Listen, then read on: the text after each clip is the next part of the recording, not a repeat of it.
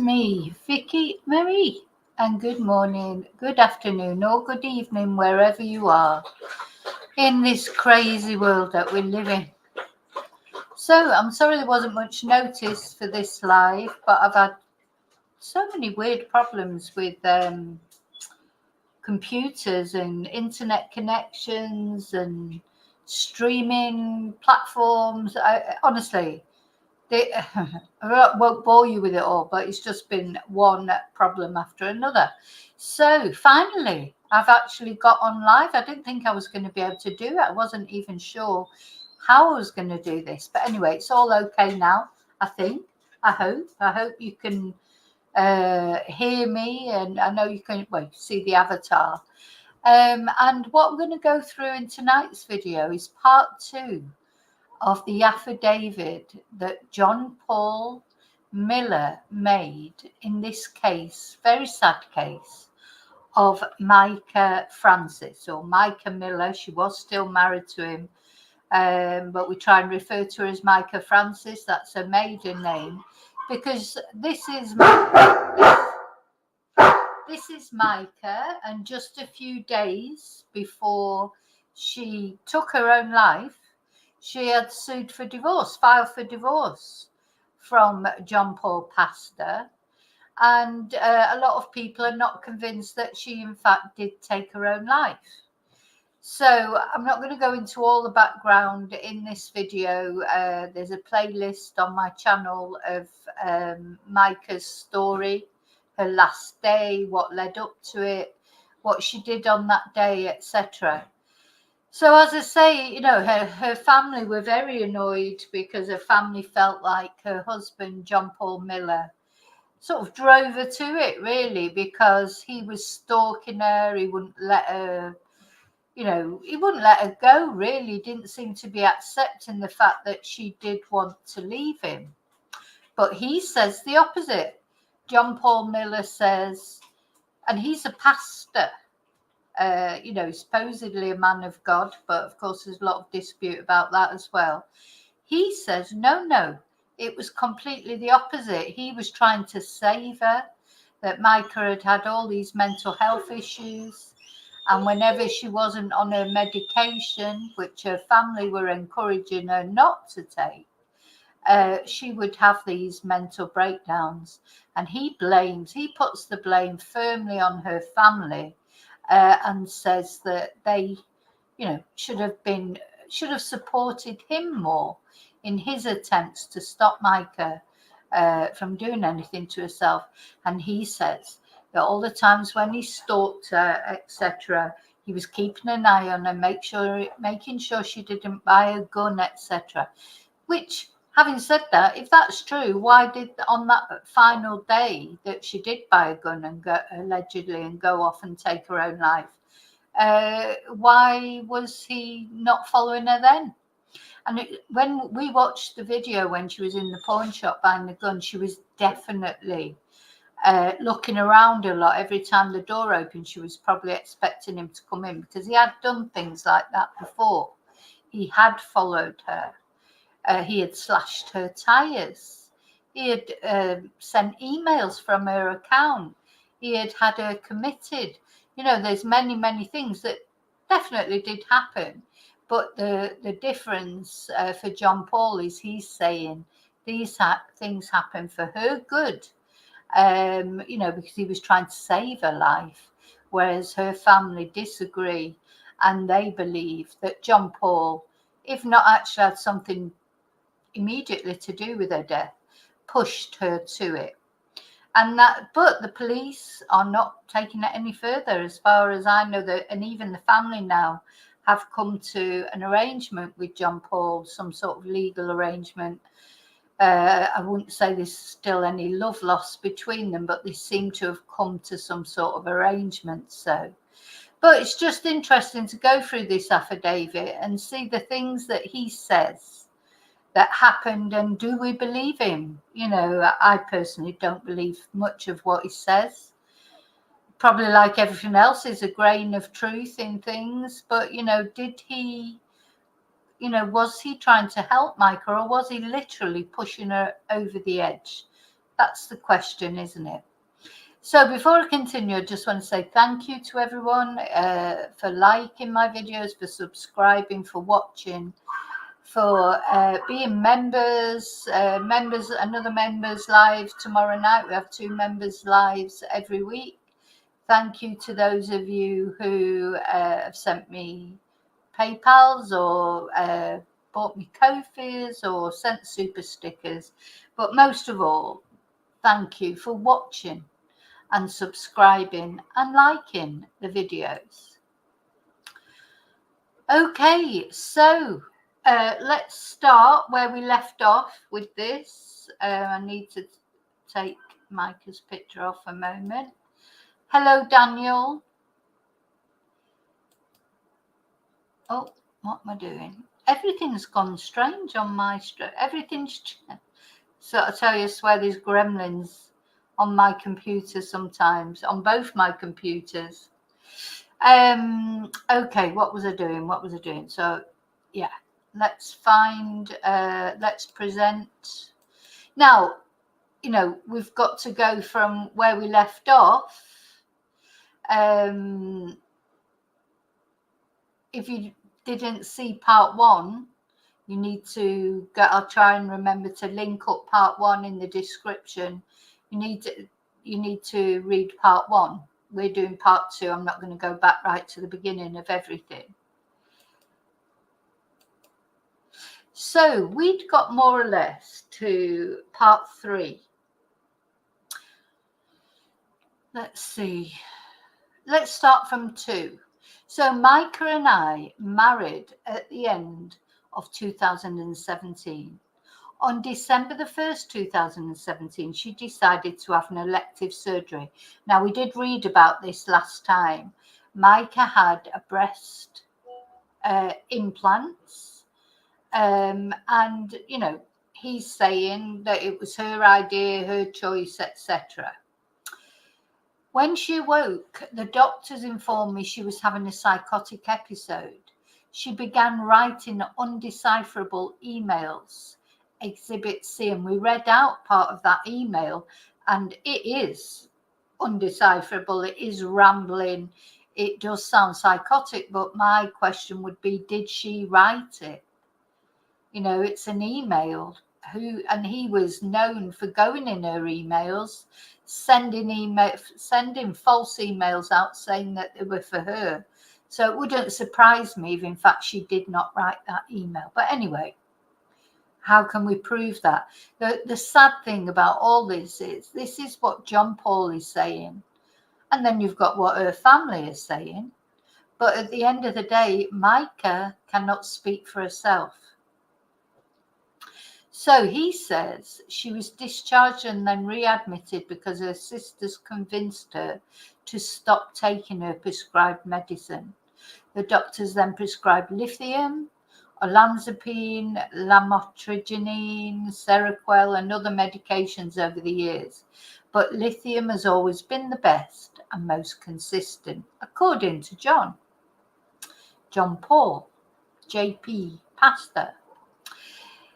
She has been and then those exhibits that you saw about there, they're just pictures of the tablets, you know, in their containers. So I don't think we need to look at them. She's been diagnosed many times, but the 3 that are always consistent are schizophrenia and bipolar 2 with severe psychosis and dependent personality disorder. Exhibit F, H, and I.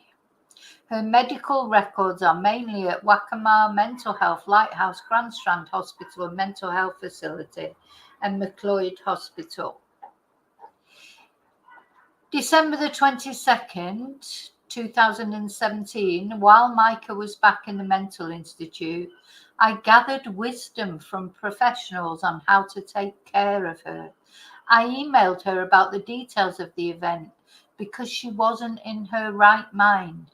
Exhibit J. Let's have a look at Exhibit J.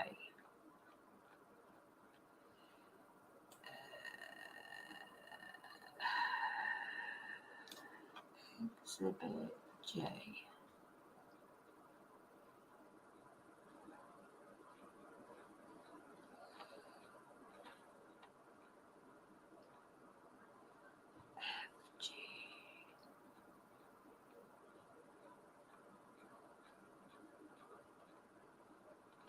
G.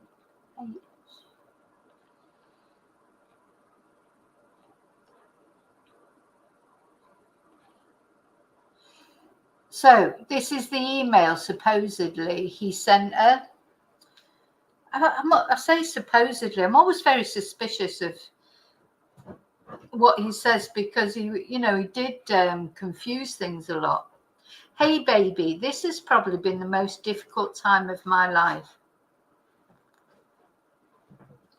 I don't know what I'm emailing you for other than to help explain in words what has happened and how I feel and how much I love you.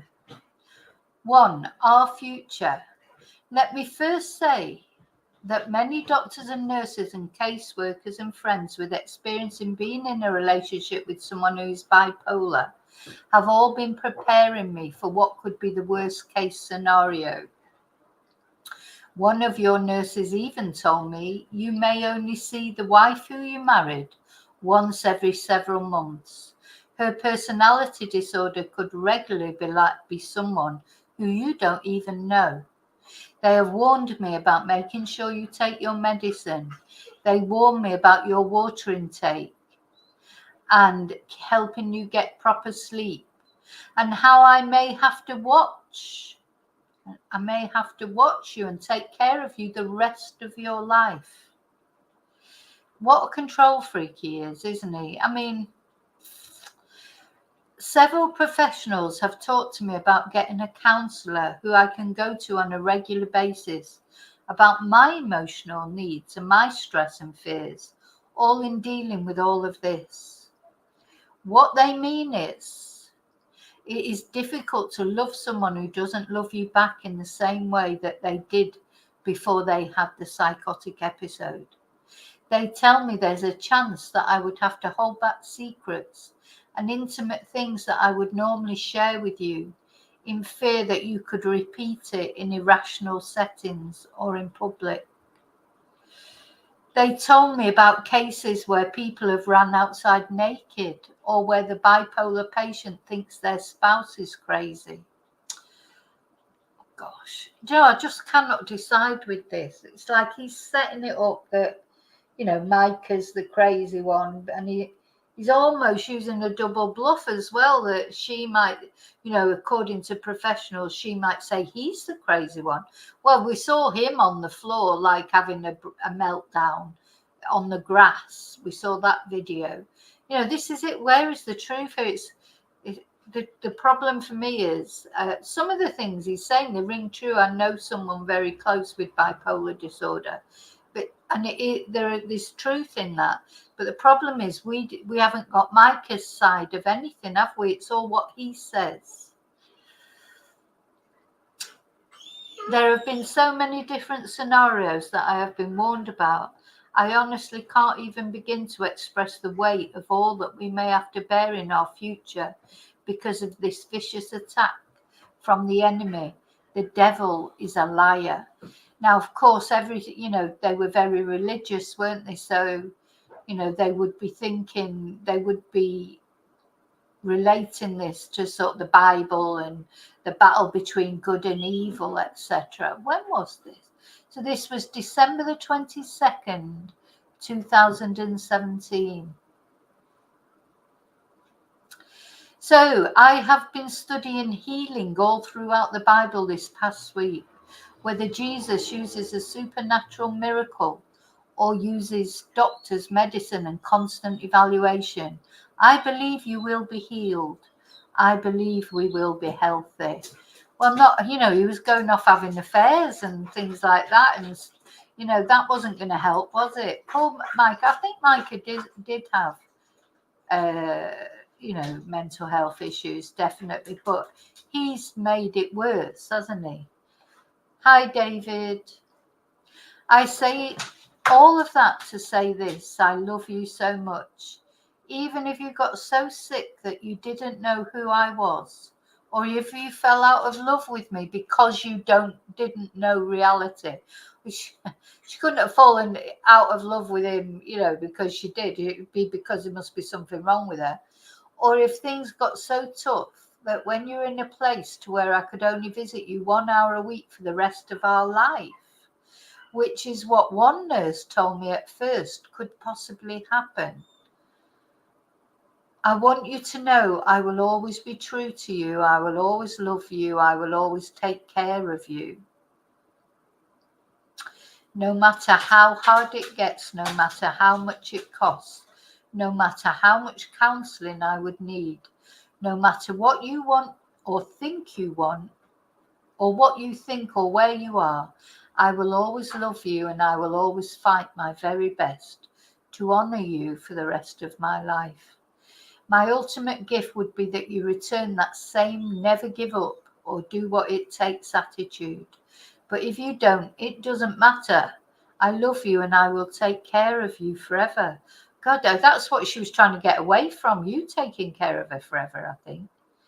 Anyway, number 2, the past 10 days. This has been hell.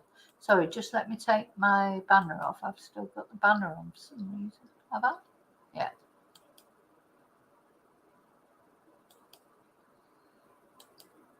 As I say, everything's a bit strange today. All my internet's working. It's working, but it's working weird. I don't know how to explain it. It's very odd.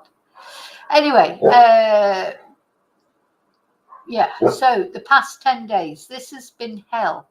It's almost impossible to explain to you in a way that you would understand my pain, because the sickness that is attacking you is in the area of your mental consciousness. I hope you can follow this, but because you weren't able to rationalize what is rational, no amount of rationalism would help. What I mean is all of the pain, fear, difficulty, exhaustion, dealing with your family, doctors, nurses, caseworkers, your boss, lawyers, etc., is something that you may never understand. And I want to share everything with you, the triumphs and the tragedies. My hope is that you can look back and say, I can't believe I showed the nurses and doctor and the security guard my boobs. I can't believe I would sing everything is opposite when you believe in God every 5 minutes. I can't believe I was more concerned with my makeup than I was with getting out of that facility, and many, many, many more things that the older Mica would have understood. I want you to see that this was the scariest thing of our entire lives.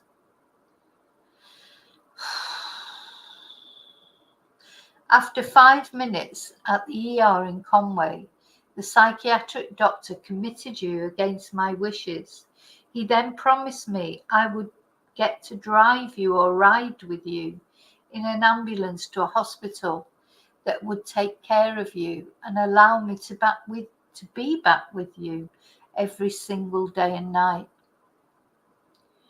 After waiting for 8 hours, a black sheriff, did he have to mention, does it mean black is race? Why did he have to mention that? A black sheriff pulled up in a van and they had me escort you into a metal box all alone.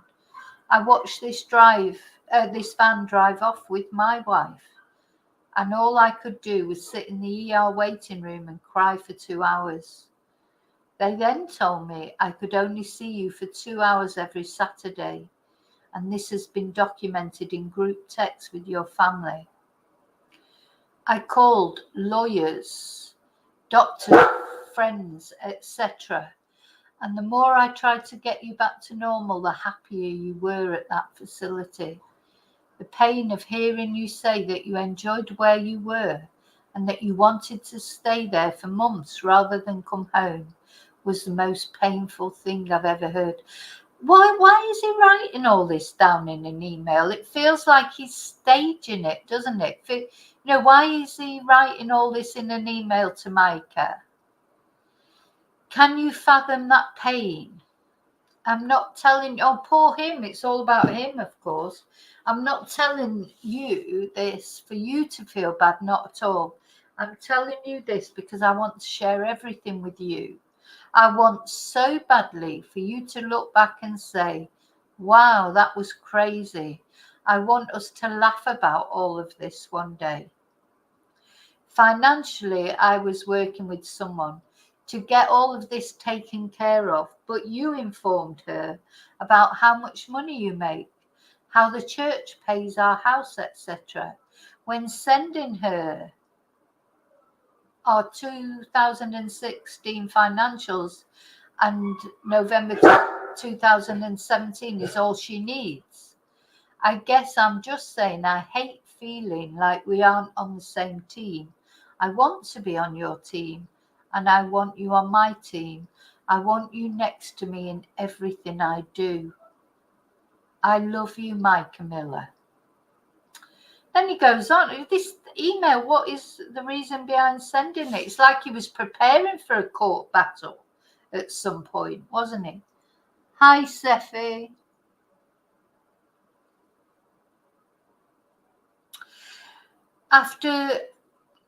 Number 3, after seeking wisdom from all types of doctors and counselors and friends, I think we need a help team. I'm told that it would be a great benefit to us to have a couple who is extremely rational, who can help us when things get confusing. I don't want to be the one who always corrects you. I don't want to spend the rest of our life telling you if something sounds irrational or unhealthy.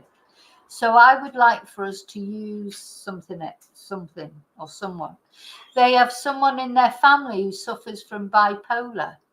In fact, somebody had to spend most of his childhood making sure that his mother took her medicine, or else she would do very, very embarrassing things.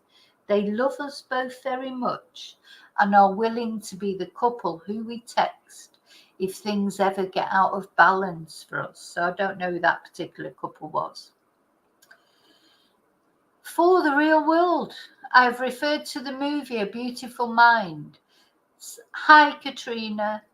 Several times throughout this journey. In the movie, this brilliant man was suffering from delusions and mood swings. He had no idea that it wasn't reality. He had no idea. I haven't seen that film, A Beautiful Mind, but is that Russell Crowe that was in that? A brilliant man was suffering from delusions and mood swings. He had no idea that it wasn't reality. He had no idea that he was being irrational.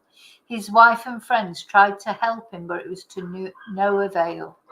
After decades of dealing with this mental sickness, finally he realized that the people he thought were real, that everyone else said was delusions, it occurred to him that they never age. So even though everything in his mind and all his strength told him that these people were real, his intelligence was confirming that because they never aged, they must not be real. He's definitely setting up for some legal thing here to it. Why did he even write this email? He continued to see and hear these delusions of people, and it was very hard not to interact with those thoughts. But he submitted to his wife and reminded himself daily that the delusions can't be real because they don't age. In the same way, your thoughts are telling you that some things are real and able to happen and are good ideas, but in reality, they aren't. I can't imagine what you are going through and what you went through. I can't imagine the confusion and frustration you must be bearing. The mind is such a complex and amazing piece of art. Right, we're not far off the end of it now. I think it's important to read this out, and I know a lot of people like to listen. A lot of people don't like to read. They like to listen to me reading things out. That's why I'm doing it. And I think it's important to hear what he put in this affidavit. And it's very strange, this. I think he was sort of almost then, gearing up to some sort of legal challenge that he think would come up, because he's like putting his case forward, isn't he? God has fearfully and wonderfully made us, and our minds hold power beyond what we deserve. I can't imagine thinking that the sky is blue and having everyone around me tell me it is pink. To me, that's a fair analogy to describe your pain and confusion. Not really. Everything in you and all you feel and know and fathom is telling you that the sky is blue.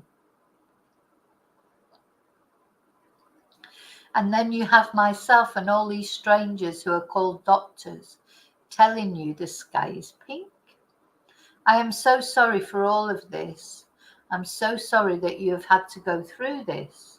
Of all the sicknesses or issues that the enemy could attack us with, this is more severe than I would have concocted on my scariest day. To attack your mind is not something I take lightly. The devil will pay for this. I will not allow him to win in any way. Well, unfortunately, he did win, John Paul. You didn't help Mica. You drove her even, more into the depths of despair. Anyway, number 5, the truth. The truth is I am scared. I feel all alone. I feel like I'm fighting a battle in which I'm the only soldier. Do you know what? He's such a narcissist. It's all about him again. Every now and again he says like how he's worried about Mica or how she must feel. But really it is all about how he feels. I'm fighting a battle in which I'm the only soldier and my co-captain has left me. I'm worried about the future. I'm worried about my kids. I'm worried about our finances. I'm worried and concerned deeply about us. I thought it was the United States for a minute. About us. I have prayed like never before. I have cried like never before. I mean, we have to remember he is a preacher, I suppose. So, he likes to talk. We've heard him, haven't we? We've heard a couple of sermons right in the beginning. He likes to talk. I feel like somehow I deserve this. My flesh can't help but think about my past and how if I knew what was going on, they'd be so happy and celebratory. I can't help but think this is my lot in life and I will have to live for the next 50, 60 years with the burden of making sure you take your medicine. Gosh, he's expecting to live a long time, isn't he? Because isn't he 40 or something? Of making sure you take your medicine or don't do anything that you would regret when you're in a sane mood or mindset. These fears have consumed me lately. However, even though I'm scared, even though I have legitimate concerns, even though I feel pressure like I've never felt before, I want you to know that I'm in this all the way. I'm not going to leave you. I'm not going to live angry or bitter or fearful. I'm going to take this one day at a time for the rest of our life. I don't know what each day holds, but I have faith that we'll have some really great days ahead. I don't know if the next day will be a day of aggravation, fear, strife, sickness, or if tomorrow will be a day of unity, peace, love, like-mindedness, enjoyment. But either way, I'm going to do all I can to make your life great. Well, you didn't really do that, did you, John Paul? I can't believe that the devil would dare attack my wife in the area of her mind. I can't believe that the devil would put us through all this hell on earth. I can't believe that he thinks he's going to get away with this. I will spend the rest of my life fighting against the enemy until he runs at the very thought of JP and Mica. I will spend my life being loyal to you and loving you with everything in me. I am your husband and your best friend, and I will always be that for you, for better or worse, for richer or poorer, in sickness and in health, till death do us part.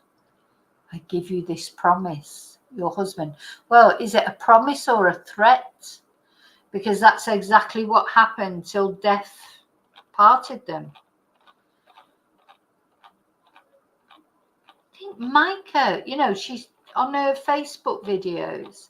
She said, that he'd abused her in every way possible it was for someone to abuse somebody. she just had this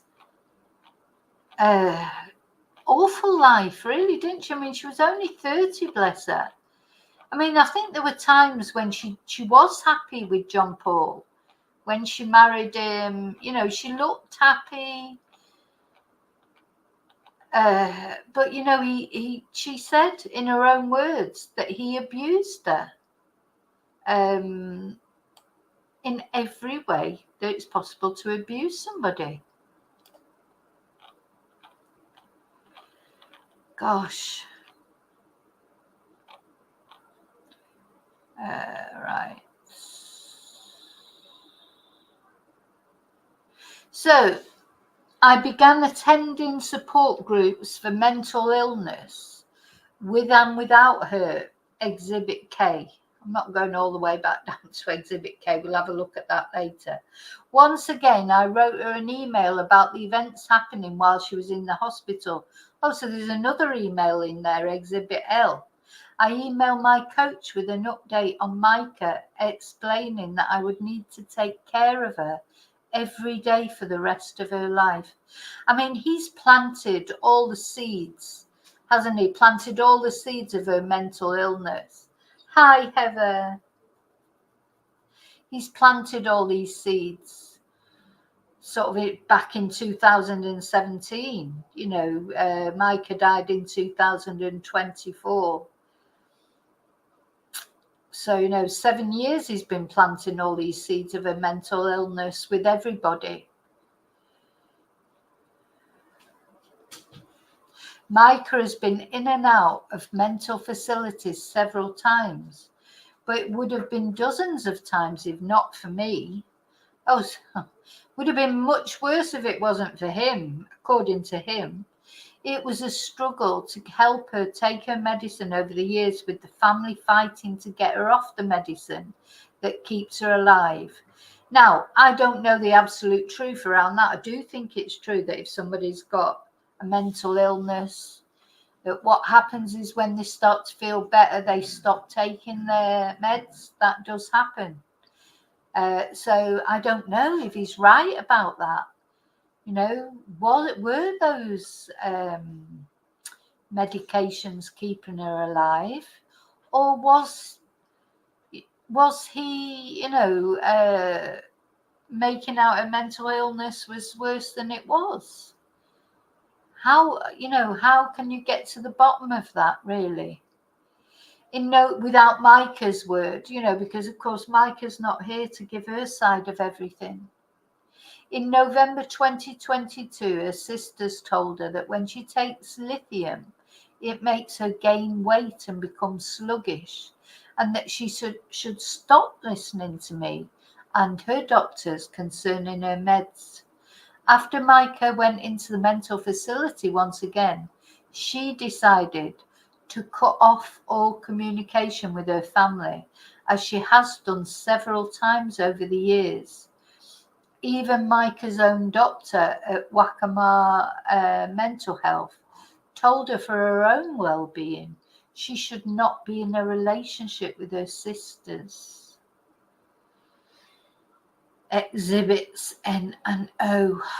So, it sounds, what these coercive controllers, first thing they do is they isolate you from everybody else. So, what would be the reason for Mica's sisters to give her bad advice? That surely they would have her best interests at heart. You do feel that if you had to believe one side or the other, you would believe her sisters.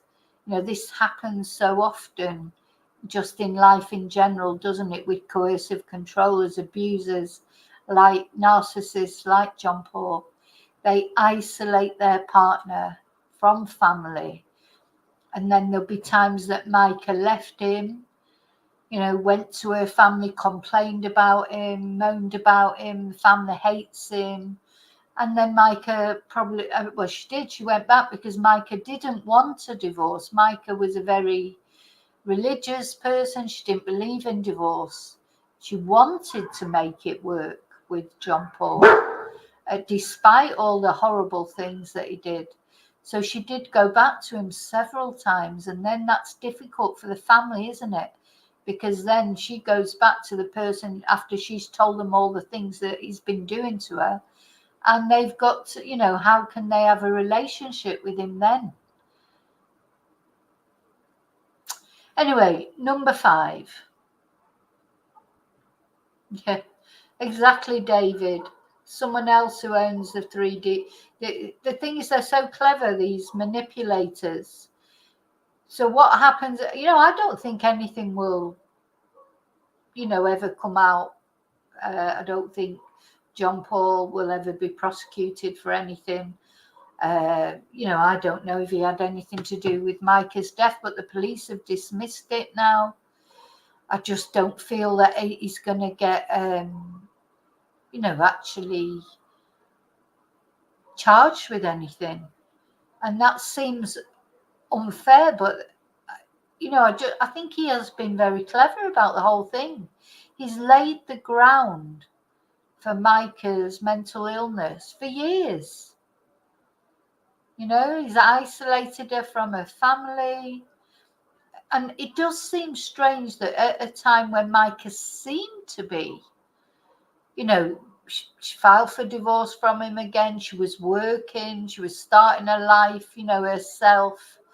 Appeared to be doing really well, that she would just go and then finally do this.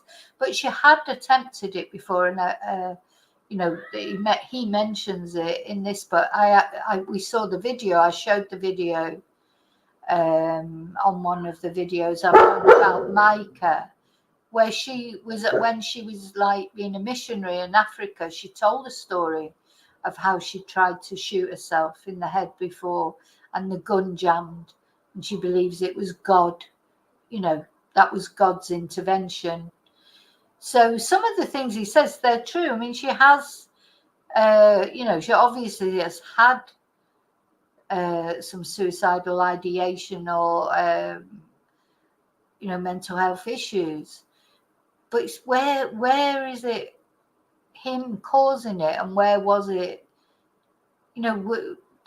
I just think it's so sad that we're just, we'll never know. It's going to have to be accepted unless they can find some evidence that he actually did, do something deliberately to her, or have somebody else. I mean, he has an ironclad alibi. We talked about that in part 1 of this, the police statement. He's got an ironclad alibi. He was not near that national park where she killed herself. He was not there. That doesn't mean to say he couldn't have arranged it, of course. But is anything ever going to come out? I feel quite like it probably won't, which is a shame. Anyway, number 5, I informed Sierra, that's Mica, one of Mica's sisters, on November the 28th, 2022, so 2 years ago, that Mica has no access to a gun at our home, but in her state of mind, without lithium, she would use other ways if she wanted to commit suicide.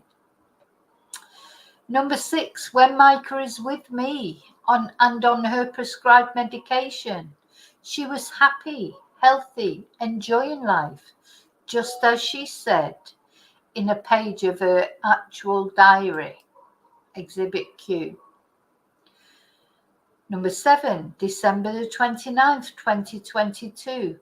I informed her sisters while Mica was healing mentally that I am the one who makes sure Mica takes her medicine, and they need to stay away if they're going to pull her off meds. And that's another exhibit. I think what I'll do is I'll go through the exhibits later. I am going to, and I'll put them in these installments. Just read them out to people, because some people are interested in hearing them and other people won't be. But for now, I'll just finish off reading what he says in his points that he makes. Number 8, February the 4th, 2023, so only a year ago, Mica texts Sierra again to leave us alone, and when her family is out of the picture, our life is great. Exhibit S and T. Look at those. Might look at those at the end, actually.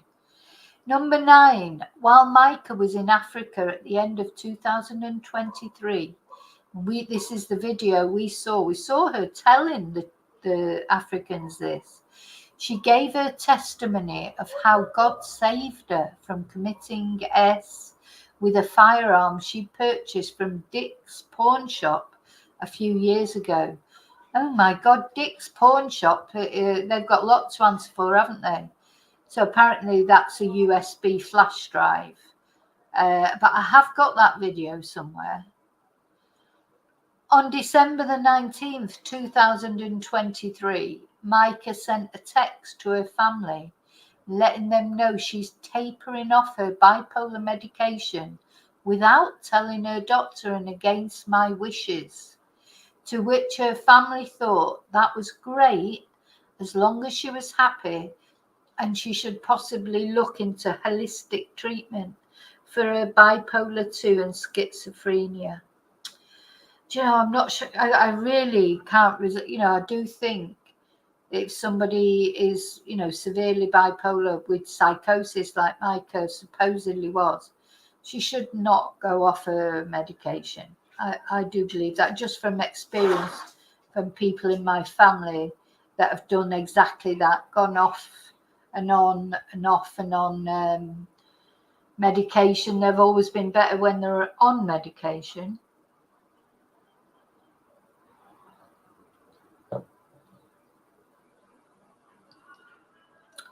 No, she didn't do it in Africa, Sephi. She didn't make that attempt while she was in Africa, but she was doing a talk and she was told them all about it. There's a video which I've got somewhere. I don't know if I can find. There's a video somewhere. I showed it on one of my videos that I made, but I've made quite a few videos about Mica. So I'm not sure if I can just lay my hands on it. But no, she didn't take a gun to Africa and do it in Africa. When she went to Africa on a mission with the other pastor, she told them about it. And I've seen that video where she tells them about it, that she tried to, she took a gun and she shot herself, went to shoot herself. She pulled the trigger and the gun jammed. And she says, she said to the people that she was talking, giving the talk to, that was God. That was God had something for me to do. I might be able to find it. Let me just have a look.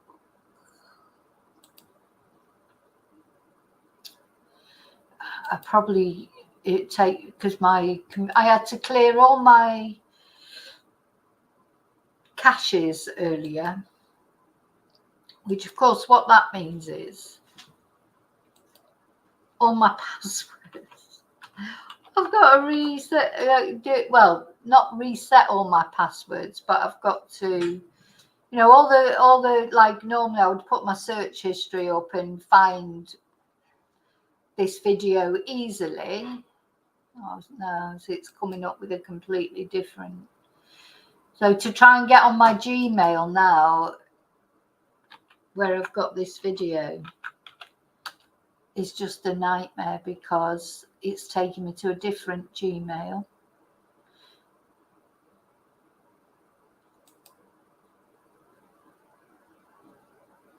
Yeah. No, I just can't do it. Not after everything that's happened today. So yeah, but we, that definitely. If I can find it, I will put it up on the, just on its own, because that it's an important video because it does show it from Mica's own mouth. From Mica's own mouth, not from what John Paul was saying, but from what she actually told these people at this mission that she was giving the talk at, that this had happened. She was saying it herself. So it's always good to hear, obviously, something from her own from her own lips rather from Jay. You know, I feel like everything we get from his lips, you know. Okay, so number 11 on January the 20th, 2024.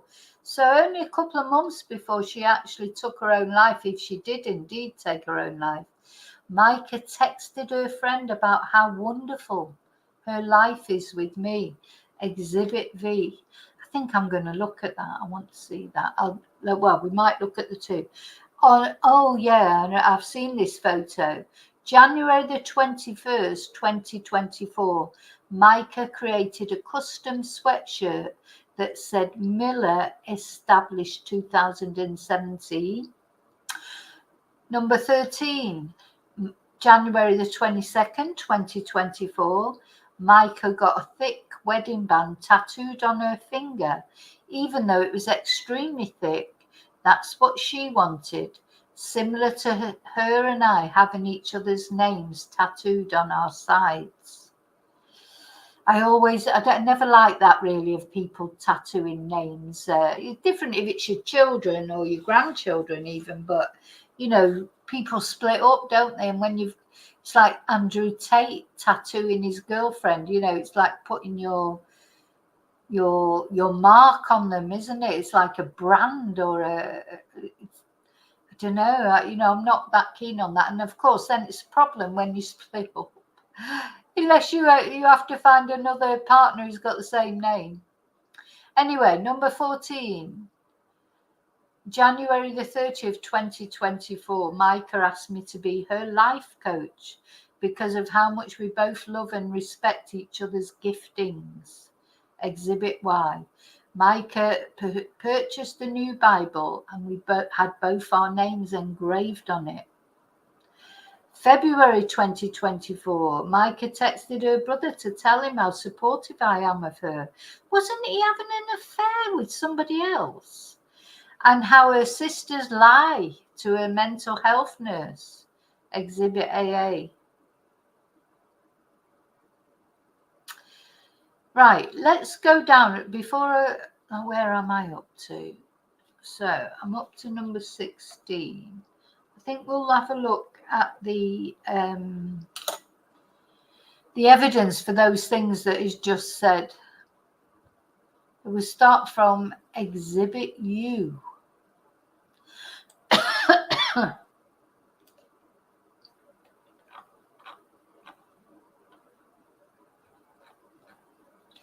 Okay.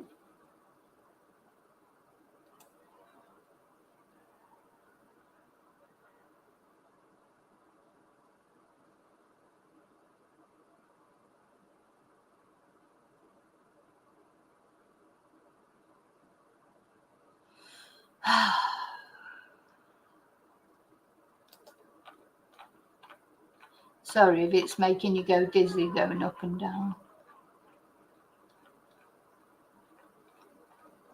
Exhibit F. It's not easy to find the exhibits.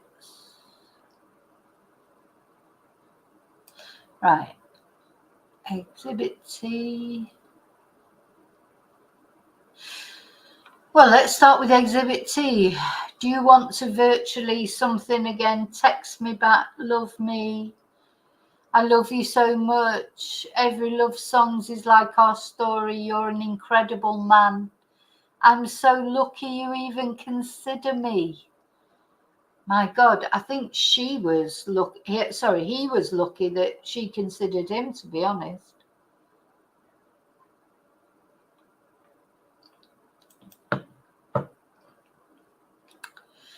Okay, Exhibit U. John Paul has asked me to text you all, just so we're all on the same page. I have decided to slowly taper off bipolar meds without telling my doctor and against John Paul's wishes. I would appreciate if you could regularly call me anytime just to check on me and for support. The trouble with these texts and things is I don't know if she sent them or he sent them. I have made other adjustments to help with the transition, such as no alcohol, no caffeine after 2, regular sauna and ice baths, much cleaner diet, and cutting out friends who are negative and add stress to my mind. God, well, I bet in the end it was just her and him. I love you all, and I hope this doesn't stress anybody out. That's not my intention. So they carried up. So her sisters replied and said, I want you to be safe about it. I want to support you. Maybe try to find a holistic doctor.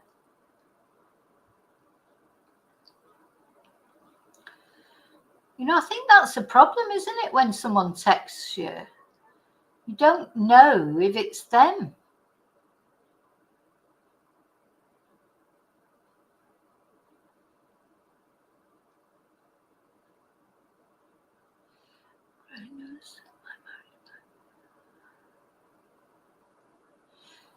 Right, so she's checking up on her there, and Mica says, I miss you. You are a great friend. You never let me accept that my marriage might be over or to give up. I do have you partially to thank for how wonderful my life is now. Thank you. And there's Mica with the Mrs. Miller t-shirt.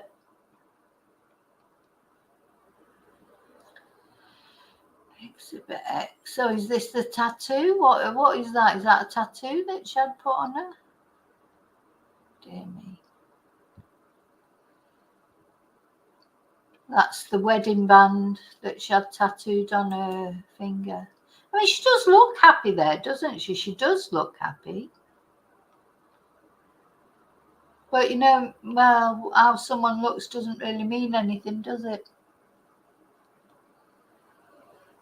Will you be my life coach? You're someone who's accomplished what I hope, dream, and pray to accomplish as well. That's her Bible.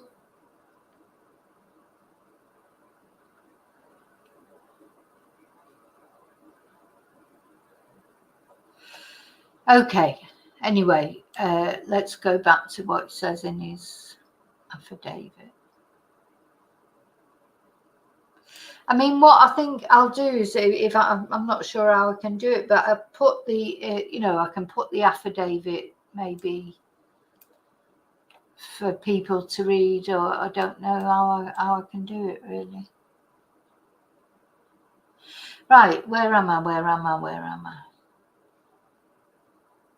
That was that mad email that she sent.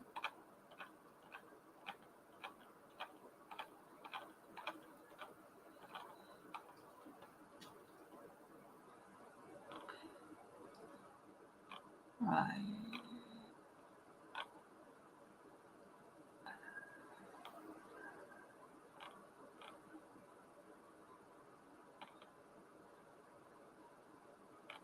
Gosh, so he makes a lot of points, doesn't he? So where did we get to?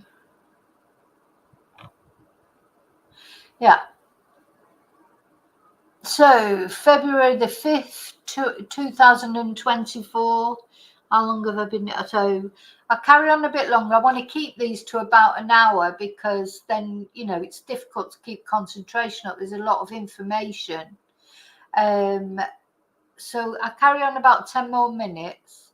So on February the 5th, 2024, Mica texts her brother to tell him how supportive I am of her and how her sisters lied to her mental health nurse. On February the 5th, she texts her father and brother that when it comes to her mental health and her well-being, I am the one who takes care of her each day. February the 6th, I informed Mica's brother Nate that Mica's doctor is putting her in the mental hospital to get help because she's suffering from a bipolar episode, and that the only way Mica and she would take her meds is if her father asked her to. Instead of helping me, Nate sent it to Mica, informing her that the police are coming for her. Right, we'll look at that another time. So on February the 6th, I informed Mica's family that if she doesn't get to the hospital and get her meds, she could harm herself or others, and that she is having a bipolar schizophrenic breakdown. And instead of helping her, her father, Mica Francis, encourages her to flee the country, avoid being detained, and avoid being over-medicated. Exhibit DD. I text Mica's brother Nate and Mica's father Michael and inform them that telling Mica the police are coming for her makes her even more manic and dangerous. Oh dear. 19. Mica called me and told me her dad said she doesn't need medication. So I texted her father, Michael, and brother Nate and told them how horrible that is. February the 6th, so this is this year, just before she did, very sadly take her life, or somebody took her life anyway. Waccamaw Mental Health filled out the emergency hospitalization paper saying that Mica was homicidal, suicidal, hallucinating, delusional, and much more. But nobody in her family cared at all what the doctors or police officers thought. I mean, where are we? What do you think? Do you think this, is this true, what he's saying? I mean, or has he been setting this up for years? Surely a family, he's so down on her family. They would have her best interests at heart, surely, wouldn't they? But he's trying to make out only he had their best interests at heart. Nobody else had their best interests at heart, according to him.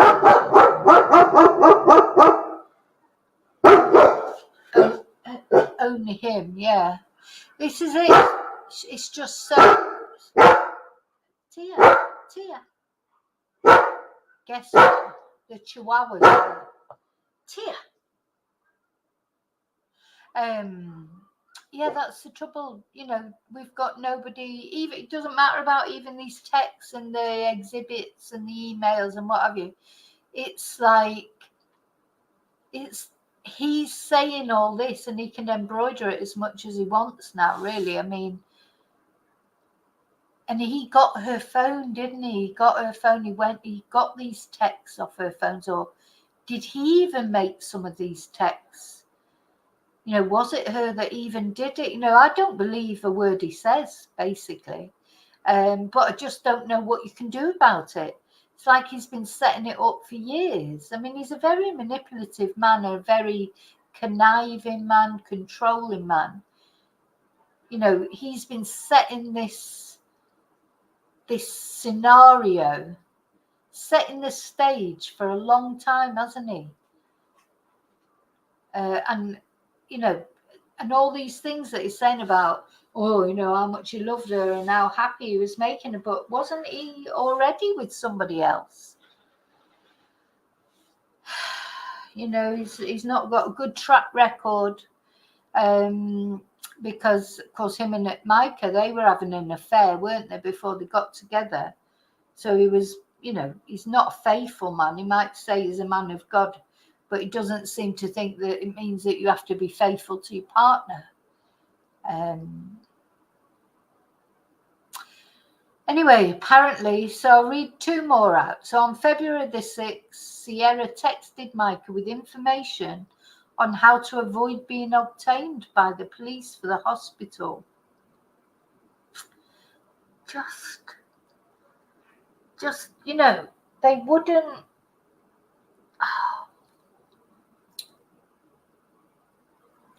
Just feeling for Mica. Imagine, someone, they're coming to take you away. It's like that, literally coming to take you away. And he's organising it, really. He's facilitating it. He's trying to take over her whole life. And it was while she was in the mental institution that he was sending emails out saying that they were from her, you know, to the congregation and things. So he's definitely been in her emails and sending stuff out saying it was from her, but it wasn't from her. So Sierra was probably trying to help her. I don't know, but anyway, number 22, Mica's dad texted her the information I sent him about the doctor, saying that Mica could self-harm in order to put a wedge between us rather than to get her help. The big accusations that he's making to Mica's family, you know, big accusations. And then February the 6th, the police spend hours trying to locate Mica as she runs. February the 7th, the police continue to search for Mica. And then finally, Mica goes to South Strand Mental Health Facility on February the 7th. And on February the 10th, Nate Francis comes to my house asking for a gun and a few other things. I denied him the gun, but I offered Mica's medicine instead, which he refused. When he leaves, I texted him, letting him know that Mica had not been taking her lithium properly and he should trust me. Gosh, it's like I want to sort of finish because I feel like it's going on, but it's like there's always something more, you know, shocking, really. So number 26, while Mica was in the hospital and well taken care of, records show she was never abused. She wanted to come home to me, husband, and have a family, and that she was there because her family convinced her to stop taking meds again, and that she had no desire for suicide when discharged and on proper meds. Mica's family got her out of the hospital, didn't tell me, and never asked for lithium or any of her medication, only for a gun and a pocketbook. Good God.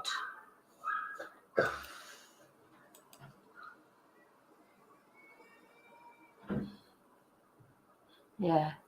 It doesn't no, it doesn't add up. That's exactly it. What he says 1 minute is different from what he says the next minute. And the whole,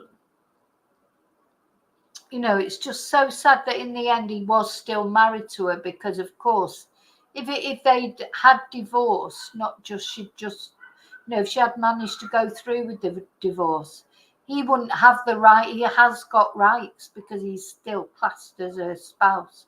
So, you know, that's how he has the rights to go and get her body and get her possessions and go through her phone and all these kind of things. Gosh.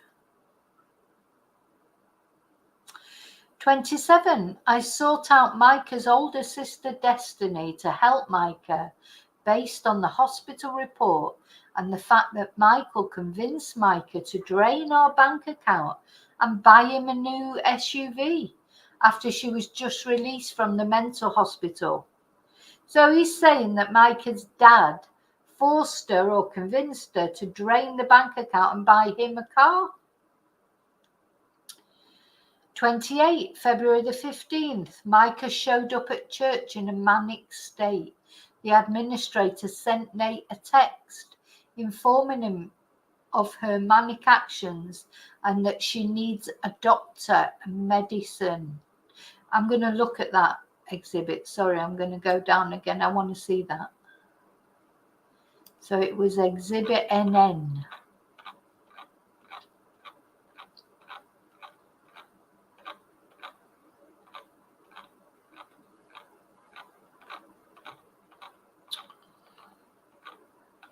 AAA, ZZ. Sure, there's a better way they could lay out these exhibits. Oh, looking for NN.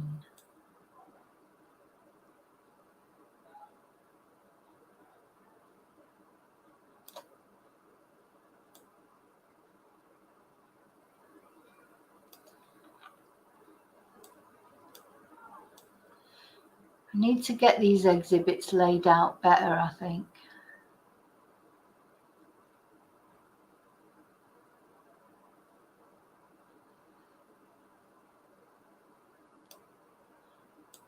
Let's see if I can find it here.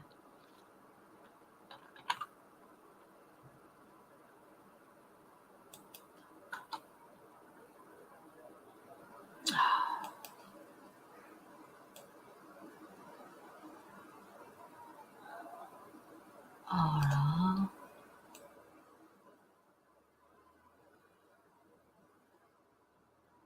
There it is. Okay. Here is what I sent Nate just now, so you know I'm not doing anything you don't know. Hey, it's Trisha. I'm not sure what all is going on other than what I have witnessed. Mica's behaviour has changed drastically, and it concerned me. I love her and have nothing but genuine concern for her. I know she likes her doctors, as she told me so. Her doctor has filed papers with the police. I really don't want her going through that, and just go to the hospital so they can check on her. I really think anything above and beyond that, is just not good for her.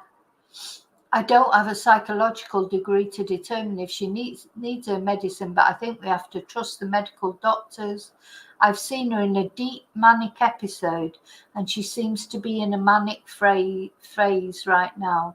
I'm praying hard for her. I'm sure she just doesn't trust anyone right now. Just know I really do care, and I want her to get help so she doesn't hurt herself or anything. I've reached out to her, but she's talking about me having, and then it just, why would you even send that text? Who is Trisha? Wouldn't you phone them? Wouldn't you phone someone to say all that rather than text it? I'm just thinking, if I was, if some friend of mine turned up having a manic episode and I wanted to let her brother know, or her husband or her father know, I would phone them, I think. I don't think I'd send a great big long text like that. I don't know who this Trisha is. It's probably John Paul's paramour. So, right. Now, we're nearly up to number 30. I'm going to stop at number 30, definitely. So on February the 16th, I sent Mica's dad, Michael, a forwarded text from Mica's mental health doctor's office about an appointment she has coming up, and Michael asked me to stop texting him. This is the appointment that would have saved her life, as they would have properly medicated her. And number 30, I texted Nate, told him about the police stopping Mica from trying to get a gun, and that Mica needs her lithium, and that he should stop wasting time attacking me and start caring for his sister, whom he has access to. Okay, now I'm going to stop there because it's been, over an hour, but it's just, he's really, I haven't seen their affidavit. I don't know what was in that. But he's really going for them, isn't he? He's really going for them, going for the jugular. So, okay, I'm going to finish it there. Thanks for being here and listening. I know it's quite sort of, it's not easy to listen to, but it's important, I think, to see just what John Paul was setting up, almost. It's like he was setting it up, isn't it, over years. He had all this information. Why did he have all those texts and things? Why did he have them all? There's a lot to think about there. I don't think it's going to change anything. They've made an arrangement, him and the family, they've came to some sort of agreement. I don't know how they managed an agreement, but We'll see. So there's still at least one more installment there, if not more. But anyway, thank you for watching. I'll see you really soon in the next video, as always. And until then, may your God go with you.